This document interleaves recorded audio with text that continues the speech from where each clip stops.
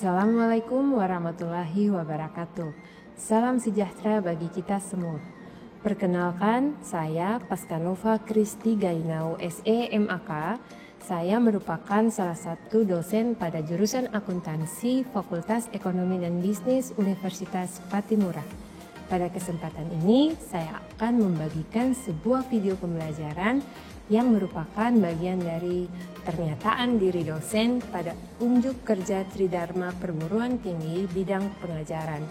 Video ini merupakan salah satu persyaratan di dalam mengikuti sertifikasi dosen gelombang pertama tahun 2025. Mata kuliah yang akan saya bawakan adalah Sistem Informasi Akuntansi atau yang biasa disingkat dengan SIA.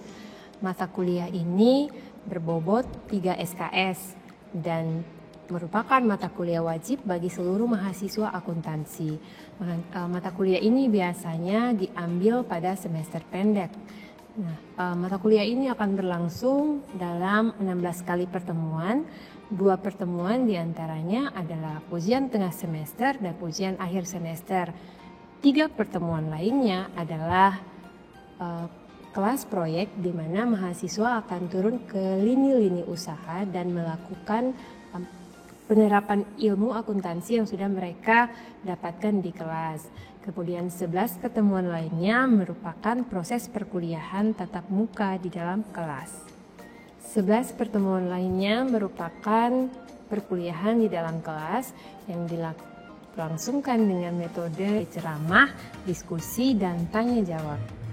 Metode pembelajaran yang digunakan selama 1 semester ini adalah metode pembelajaran berbasis proyek atau project based learning, di mana di dalam metode ini mahasiswa akan terlibat langsung dalam proses proyek yang mereka kerjakan pada lini-lini usaha, di mana mereka akan mendokumentasikan sistem yang berlangsung di setiap lini-lini usaha itu dengan menggunakan teknik data flow diagram dan flowchart atau bagan alir.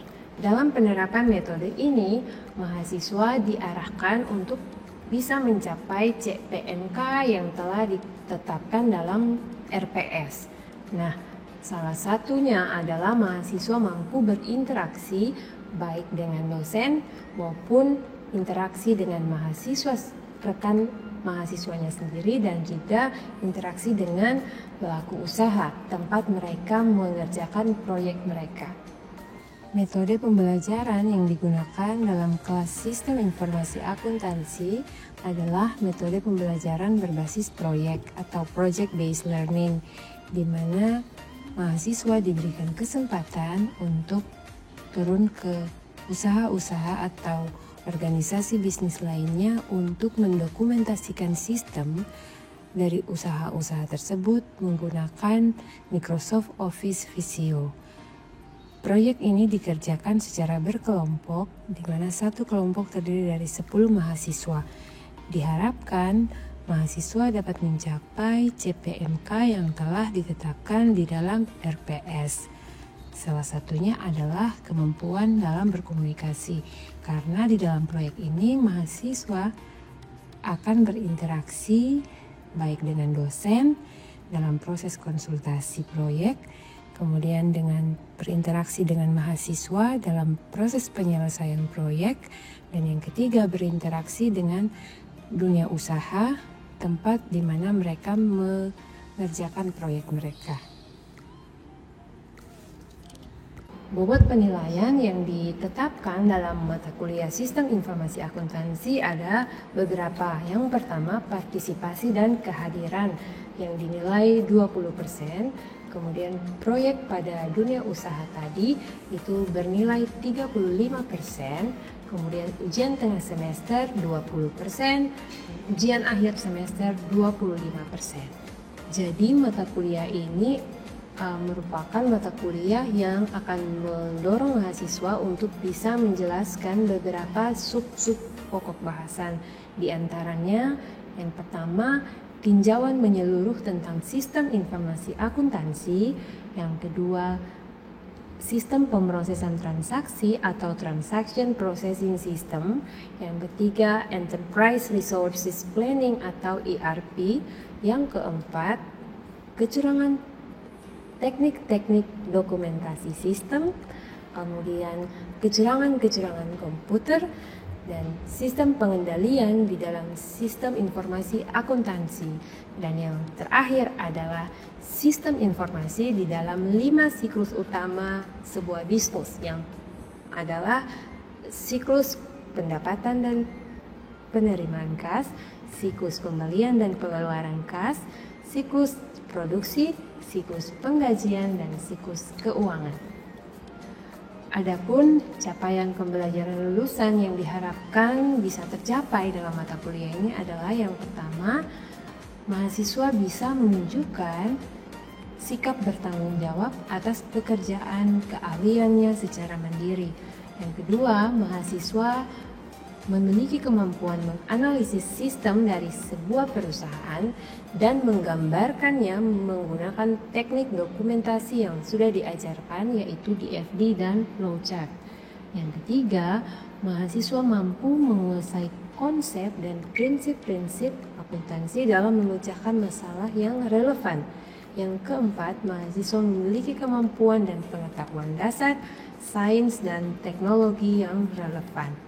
Dan capaian pembelajaran mata kuliah yang diharapkan dapat tercapai adalah yang pertama, mahasiswa mampu menjelaskan konsep sistem informasi akuntansi dan mendokumentasikan sistem informasi sebuah perusahaan secara runtut dan lengkap. Yang kedua, mahasiswa mampu menganalisis suatu sistem yang terdapat di sebuah perusahaan. Kemudian yang ketiga, mahasiswa mampu menggambarkan siklus-siklus perusahaan dalam diagram arus data atau data flow diagram dan flowchart atau bagan alir. Kemudian yang keempat, mahasiswa mampu mengidentifikasi kecurangan-kecurangan apa saja yang bisa terjadi di dalam sistem itu. Kemudian yang kelima, mahasiswa mampu mendesain pengendalian internal yang bisa diterapkan untuk mengatasi ancaman-ancaman yang sebelumnya disampaikan. Dan yang terakhir, mahasiswa mampu membaca dokumentasi yang sudah dilakukan dengan baik dan benar. Nah, langsung saja kita saksikan bersama cuplikan pembelajaran di kelas. Selamat pagi semua. Pagi, Ibu. Apa kabarnya hari ini? Baik, Ibu.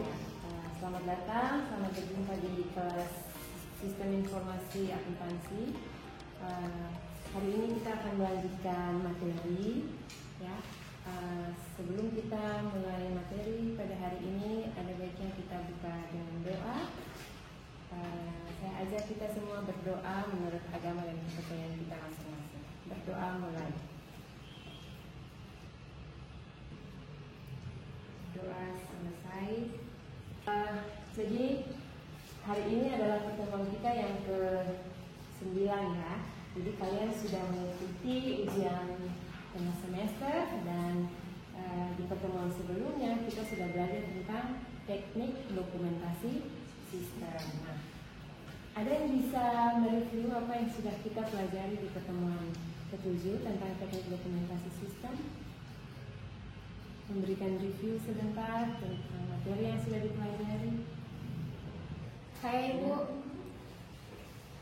Iya, Ibu. Jadi terima kasih untuk kesempatan yang telah diberikan. Apa yang sudah kami pelajari dari pertemuan sebelumnya itu mengenai teknik dari dokumentasi sistem. Jadi ada dua teknik dari dokumentasi sistem. Yang pertama itu ada data flow diagram dan yang kedua itu ada flowchart. Nah, data flow diagram ini sendiri dibuat pertama dalam bentuk diagram konteks, kemudian dipecahkan lagi menjadi DFD level 0. Dan dalam DFD level 0 itu ada beberapa aktivitas yang bisa dipecahkan lagi atau di breakdown lagi menjadi DFD level-level berikutnya. Kemudian dalam flowchart itu ada beberapa entitas internal yang bekerja sama di dalam suatu siklus untuk bisa didokumentasikan di dalam flowchart tersebut. Terima kasih, Bu. Oke, yang teman Anda jelaskan tadi, ya, itu sudah benar, ya. Jadi teknik dokumentasi sistem itu ada dua. Yang pertama data flow diagram atau diagram arus data, dan yang kedua ada flowchart atau bagan alir. Nah, bisnis yang namanya siklus pendapatan. Jadi bagaimana kita menerapkan teknik dokumentasi tadi di dalam siklus pendapatan. Nah, tujuan pembelajaran hari ini adalah ada 3 ya. Jadi yang pertama, setelah Anda mengikuti pembelajaran hari ini, Anda paling tidak harus bisa menguasai aktivitas bisnis utama di dalam sebuah siklus. Kalau kita berbicara tentang siklus pendapatan, maka paling tidak Anda tahu apa aktivitas kunci yang dilakukan di siklus pendapatan. Kemudian yang kedua, Anda bisa mendiskusikan atau mengidentifikasi keputusan kunci. Kan namanya bisnis, setiap hari dia buat keputusan. Jadi keputusan kunci apa sih yang dilakukan di siklus pendapatan ini? Ya, ini penting karena menentukan jumlah omset yang dihasilkan setiap bulan. Nah, yang ketiga adalah mengidentifikasi ancaman. Setelah Anda ikut pertemuan hari ini, Anda harus mampu mengidentifikasi apa sih ancaman di dalam siklus pendapatan itu, ya. Kenapa penting ancaman harus diidentifikasi? Supaya perusahaan bisa mendesain pengendalian, ya. Pengendalian supaya apa? Ancamannya tidak terjadi, atau kalau terjadi pun bisa diminimalisir, ya. Nah, jadi itu ada 3 tujuan pembelajaran kita di hari ini. Nah, setelah mengetahui tujuan pembelajaran, nah hari ini kita langsung masuk ke tampilan yang ada di depan. Kalian bisa perhatikan di sini kan semua sudah belajar tuh ya, dokumentasi sistem, ada DFD dan flowchart. Kalau kalian lihat di depan ini gambar apa? Diagram konteks. Kenapa langsung bisa teridentifikasi diagram konteks?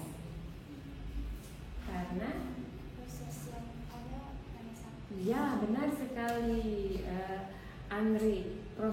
Simbol proses hanya ada satu. Nah, kalau diperhatikan di situ simbol prosesnya hanya satu, tetapi dia punya anak panah ya, arus datanya mengalir ke beberapa entitas. Kira-kira entitas yang terpasang di sini entitas internal atau eksternal? Eksternal ya. Orang yang ada di luar sistem pendapatan ya, yaitu ada yang paling ujung ada customer, ada yang mengangkut barang ya, kemudian ada siklus pengeluaran ya, bagian pengeluaran, bagian produksi, kemudian ada bagian HRD atau sumber daya manusia, bagian pembukuan, kemudian ada bank. Kenapa siklus pendapatan berhubungan dengan entitas-entitas tersebut? Karena siklus pendapatan itu sumber keuangan sebuah perusahaan. Di siklus itu perusahaan menghasilkan yang namanya omset ya, yang nantinya menghasilkan laba usaha ya. Jadi dari situ dia akan mengalirkan uang ke siklus-siklus yang lain untuk bisa beroperasi. Oke, kalian bisa perhatikan di layar di depan. Nah, kalau lihat tampilan di depan ini, kira-kira ini dokumentasi apa? Jenis dokumentasi apa? FD level 0. Kenapa bisa teridentifikasi di FD level 0? Ya, simbol prosesnya ada 4. Simbol prosesnya yang berbentuk apa? Lingkaran ya, lingkarannya ada 4. Berarti teridentifikasi ada 4 aktivitas kunci di dalam siklus ini ya. Yang pertama itu ada apa? Aktivitas apa? Mengirim pesanan pelanggan. Yang kedua, mengirim barang. Yang ketiga, membuat tagihan. Yang keempat, menerima kas. Ya, itu adalah 4 aktivitas kunci di dalam siklus pendapatan. Ya, jadi di dalam siklus pendapatan ini ya, ada ancaman-ancaman yang bisa terjadi ya, namanya bisnis ya, tidak selamanya berjalan mulus. Ada ancaman-ancaman yang harus diantisipasi. Nah, jenis ancaman yang pertama adalah data utama ya, yang tidak valid atau tidak sah. Ada yang bisa kasih contoh? Ya, terkait ini ya,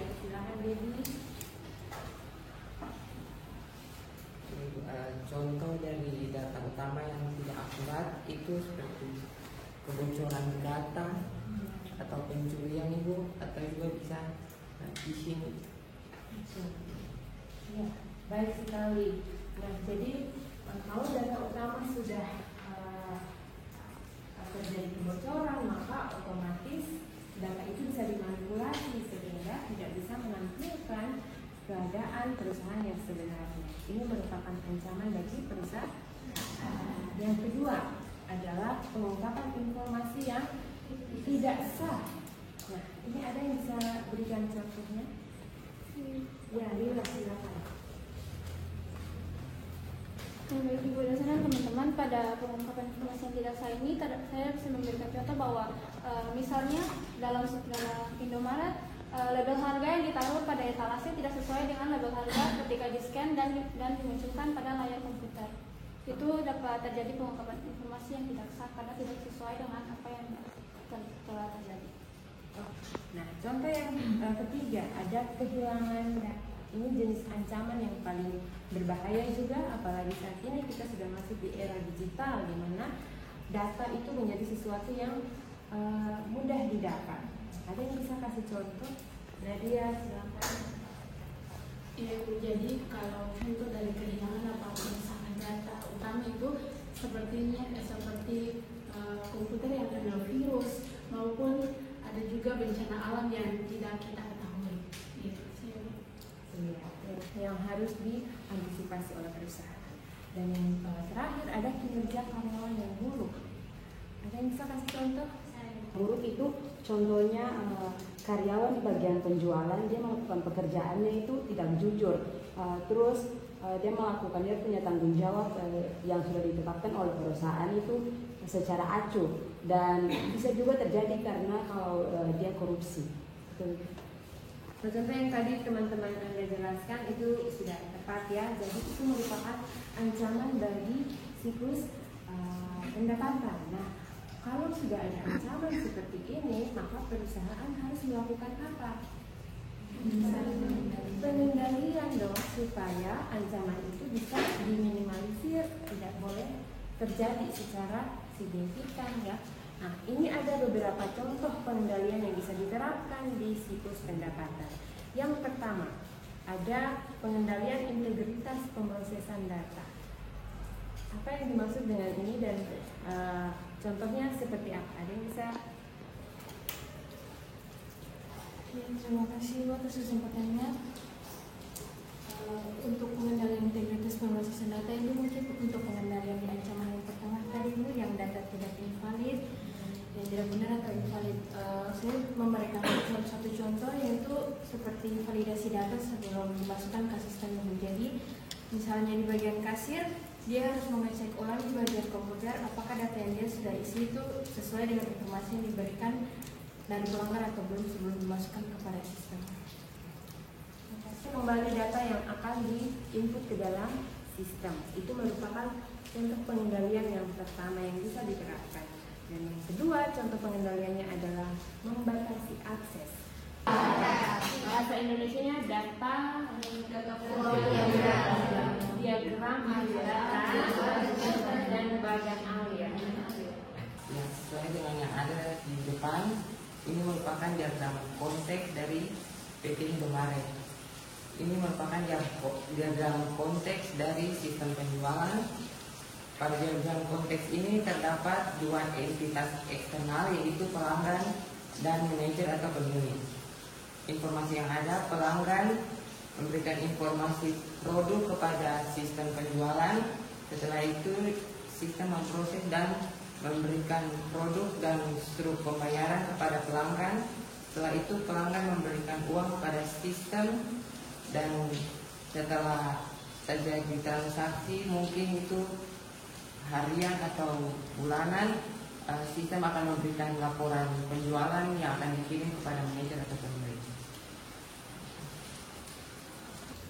Oke, nah, jadi teman Anda tadi sudah menjelaskan ya diagram konteks dari Indomaret. Di sini semua pasti sudah pernah masuk ke Indomaret ya, dan sudah bisa membaca jalannya transaksi di Indomaret. Nah, diagram konteks tadi kemudian dipecah ya ke dalam DFD level 0 ya. Yang terlihat di depan ini adalah di FD level 0. Kenapa? Kalian perhatikan ada 1.0, 2.0, dan 3.0. Itu menunjukkan bahwa proses di level 0. Jadi ada 3 proses dalam hal ini. Yang pertama pengecekan harga barang. Jadi pertama pelanggan ya, entitas eksternal pelanggan paling ujung akan membawa informasi produk ke dalam sistem ya. Nanti sistem memproses lebih lanjut ya, informasi itu akan berlanjut sampai di menerima pembayaran ya, menerima pembayaran dari pelanggan. Kalau sudah terima pembayaran, tentu dia akan menyimpan uangnya ke kas. Jadi ada fungsi storage juga. Kemudian ada struk yang keluar dari situ ya, akan mengalir ke pelanggan. Kemudian proses selanjutnya adalah menyusun laporan pada akhir hari ya. Perusahaan akan ya, bagian kasir akan membuat laporan. Mereka lihat di bagian di sebelah atas ya, bagian produk, bagian apa lagi? Kasir, bagian akuntansi. Mereka ini adalah entitas apa? Nah, orang-orang di dalam sistem penjualan. Terminatornya itu simbol untuk mengawali proses. Jadi pertama pelanggan datang, kemudian bagian produk ini ya, dia akan mencari produk dan harganya, informasi harga dia akan berikan kepada pelanggan, kemudian dia ya informasi produk itu akan diberikan kepada pelanggan, kemudian dia juga bisa membantu untuk mengarahkan pelanggan ke kasir, kemudian kasir akan melakukan penginputan produk itu ya, dan hasilnya adalah struk penjualan atau nota penjualan. Biasanya 2 rangkap, 1 rangkapnya dia simpan berdasarkan kartu, 1 rangkapnya dia teruskan lagi ke proses selanjutnya yang disimbolkan dengan on page connector.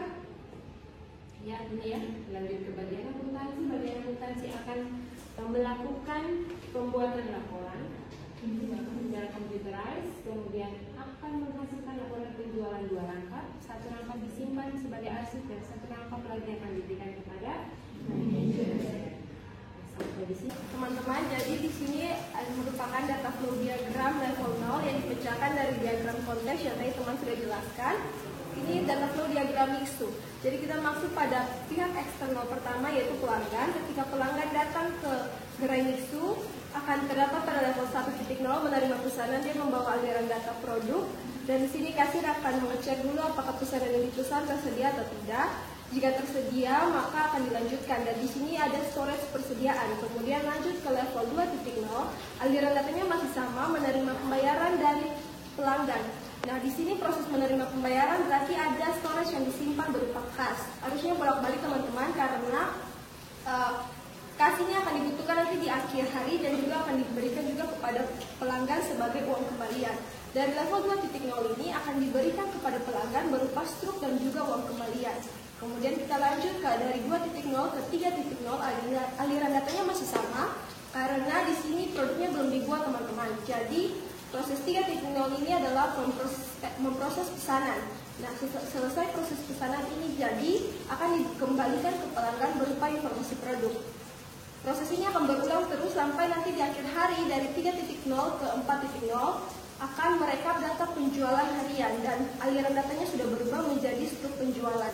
Di sini terdapat 2 storage berupa kas dan juga data penjualan dan nantinya akan dibuat laporan penjualan harian dan uang yang akan diberikan kepada manajer mixed.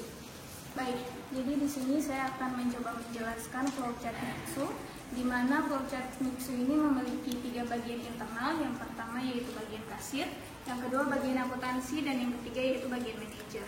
Saya akan mencoba menjelaskan untuk bagian kasir dan juga bagian akuntansi. Iya, untuk bagian yang pertama bagian kasir.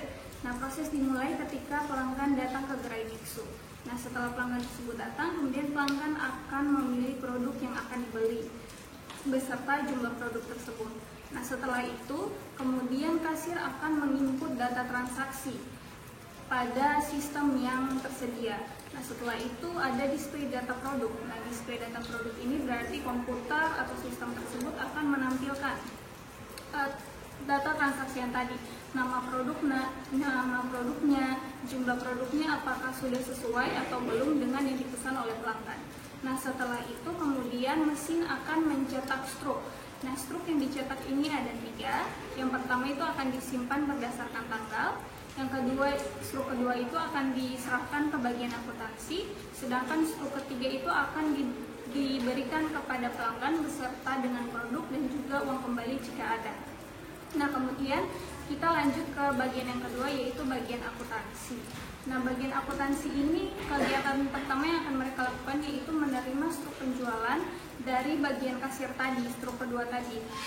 Nah, setelah itu struk penjualan tersebut akan digunakan untuk merekap data transaksi penjualan.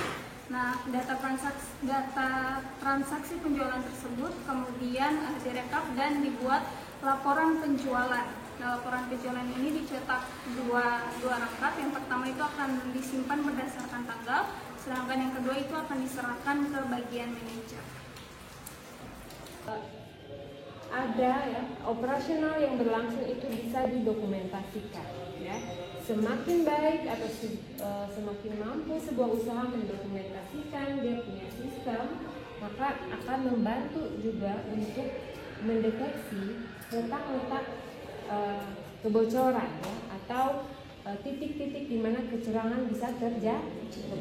Sehingga sangat penting sebuah perusahaan memiliki dokumentasi sistem yang memadai ya, yang bagus, supaya dia bisa itu tadi mengetahui di proses ini ya, misalnya tidak ada pembagian tugas di proses ini, misalnya karena rawan ya di bagian pendapatan atau penerimaan kas itu rawan dengan pencurian kas ya, karena di situ tempat uang, maka bisa terjadi kecurangan. Nah, bisa didesain pengendaliannya, misalnya pengendaliannya adalah yang tadi itu membatasi akses ke uang tunai ya. Jadi yang bisa akses itu hanya kasir ya. Kemudian misalnya ada manajer. Selain itu melakukan pemisahan tugas ya. Karyawan yang bertugas untuk mencatat transaksi adalah karyawan yang berbeda dari yang menyimpan uang ya. Jangan mereka orang yang sama, karena bisa jadi kecurangan terjadi ya. Dia mencatat tapi dia juga pegang uang, dia bisa manipulasi. Nah, itu adalah gambaran ya dari siklus pendapatan.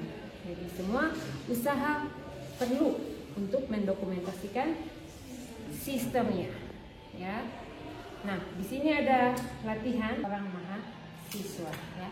Tugasnya dikumpul minggu depan, kemudian akan saya nilai. Begitu. Sekian untuk perkuliahan kita hari ini. Terima kasih.